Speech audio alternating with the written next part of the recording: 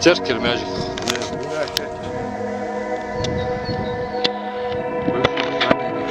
Разобранная до последнего кирпича.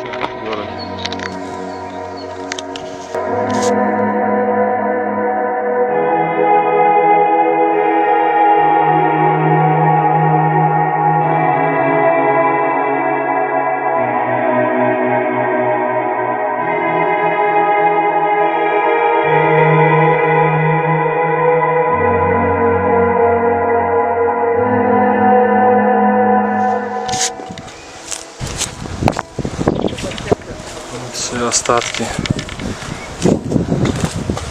от мечети, которая на тот момент, на момент 92-го была только построена, только возведена.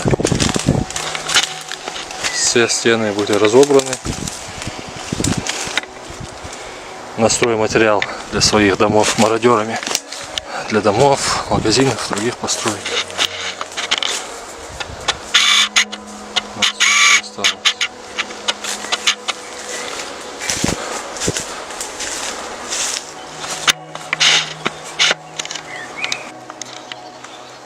Также некогда оживленная улица, где проживали ингуши, село Терк.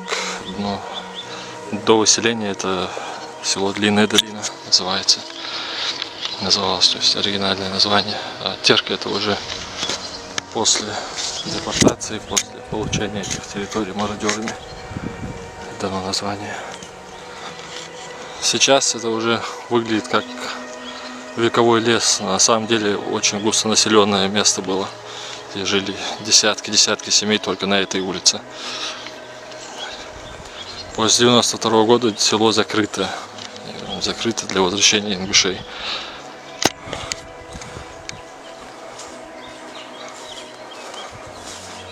Такой вот нонсенс для правового государства практикуется 30 лет. Вот руины еще одного ингушского дома. Здесь Гамботовы проживали. Домовладение, вернее, все, что осталось после 92-го года. Далее.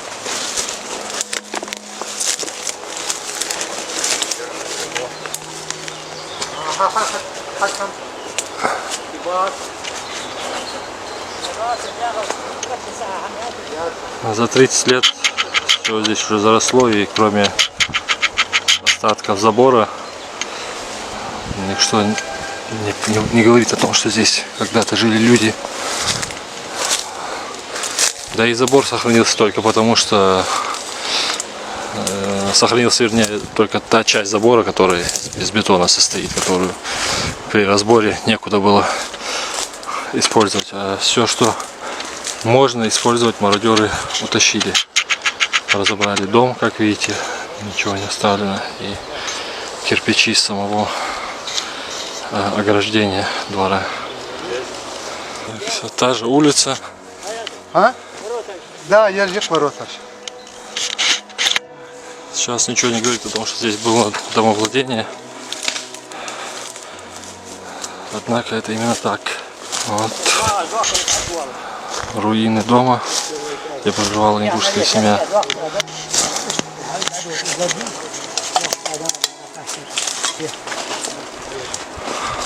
Фундаментные блоки, ворота, трубы, все, что есть. Вот это был подвал некогда. По-моему. 7 бо. Ай, навес. Как видите, весь кирпич, который можно было забрать, они забрали с разрушенных уже. Вот еще остатки некогда домов,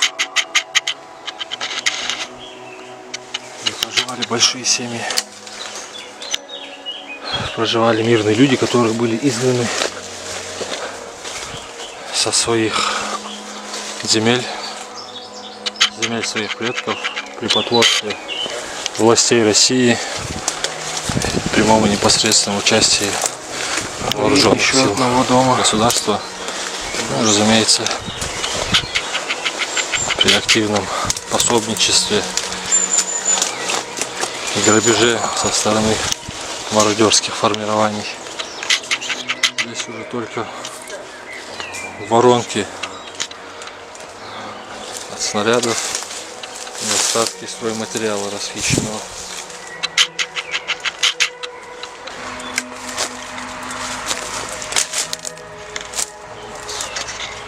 Фундамент забора.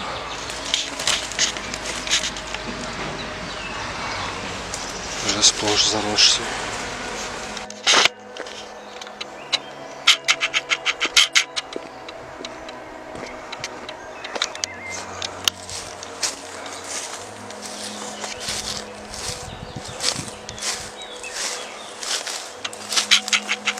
Подобных построек здесь бесчисленное множество, если учесть, что тысячи людей проживали только в одном этом селе. А вообще в этом по периметру этому здесь 3 села. Ныне все 3 села закрыты. Подчеркну, что закрыты именно для возвращения ингушей, то есть по национальному признаку.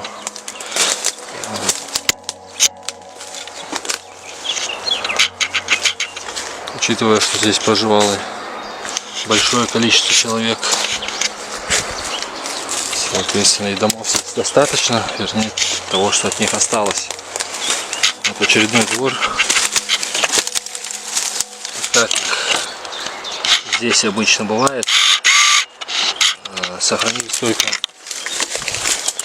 фундаменты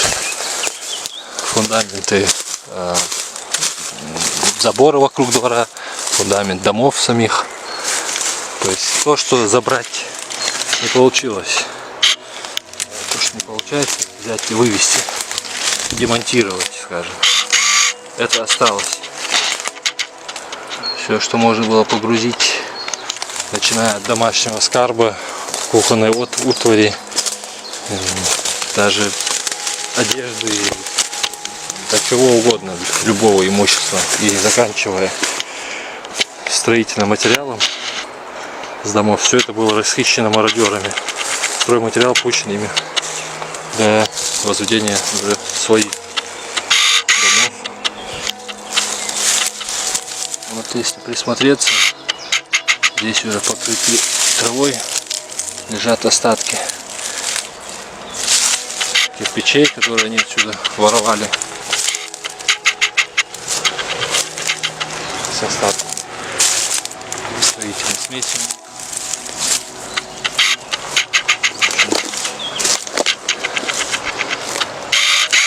Следы бесчинства и бесстыдства.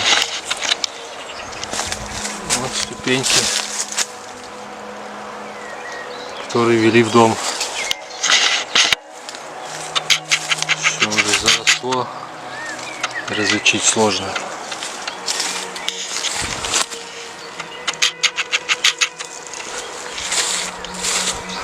От самого дома, разумеется, мародерами ничего не оставлено. Всем, чем могли поживиться, они поживились.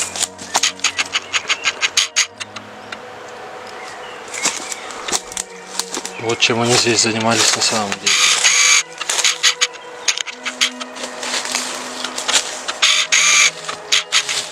Еще одна постройка во дворе.